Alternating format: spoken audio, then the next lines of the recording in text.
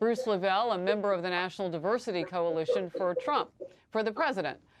Bruce, I'm going to come to you first and just get your reaction. So now the Senate is involved in this. Well, you know, Harris, I'm a little biased. I stand with the president. I grew up in Fort Hood, Texas, Fort Ord, California, Fort Leonard Wood, Missouri, Mannheim, Heidelberg, Seoul, Korea. I traveled the world. And let me tell you, 5 of my uncles fought in the Korean War, 2 fought in Vietnam. My dad fought 2 tours in Vietnam. My grandparents fought in World War I and World War II. And let me tell you something, I never heard one mention. All they cared about was having the proper equipment and going over there and defend this country and defending this nation. That's the only conversation I ever knew, what I ever heard. You know, people don't realize, Harris, this takes hundreds of millions of dollars to change signs, change names. I would rather we put those dollars in infrastructure in our underserved communities and out here what the president is doing. To me, it runs flat. You know, it's like they took off the Gone with the Wind. You know, it's like, are we going to bow down to the political police? Or where are we headed with this? Are we looking for the perfect person? I say people who look like me. I want to let Doug get in here, Bruce. Give me 1 second. Doug, your response? Yeah, Harris, I have a different view. Given the times we're at, to have our military base named after traitors who fought against the Union, against equality, for slavery, I think sends a terrible message.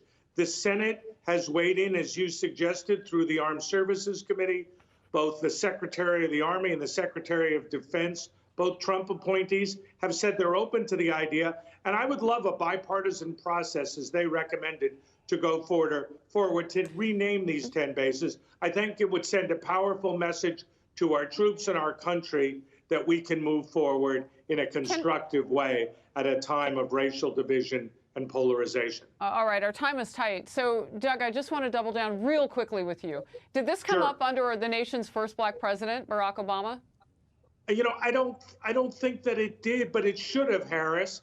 And I think now we really have to look forward and bring people together and to get those who've stood for slavery out of our nation's history. I respect the history of our guests' family and their service, but this is about moving forward constructively to bring people together, not celebrating a past that is sadly very flawed. Bruce, I have just a few seconds. Want to give you a chance to rebut.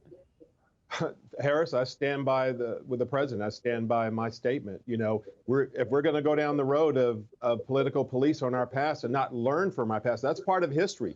But my God, Harris, look where we evolved. Look where we're at now as Black Americans. Look where we are as a culture, and look how far we've come. That is part of who we are. Hey, there it is. I say let's get bigger and better and build it bigger. And so I think we can build better and we can rename, and both will make sense, Harris. If that's the point, sir, the only person that asked this one single question. If you erase history, well, you can't, can you? You can only change the names of things. So what is the point? You can't change the past. I'm just giving you another perspective from a military person. That would be my point. Harris, if we're going to go down this road, the only person that walked this planet that was perfect was Jesus Christ. If that's the point, we're going to have to erase everything. All right, Bruce, Doug, thank you. I'll bring you back. Thank you so much, Harris.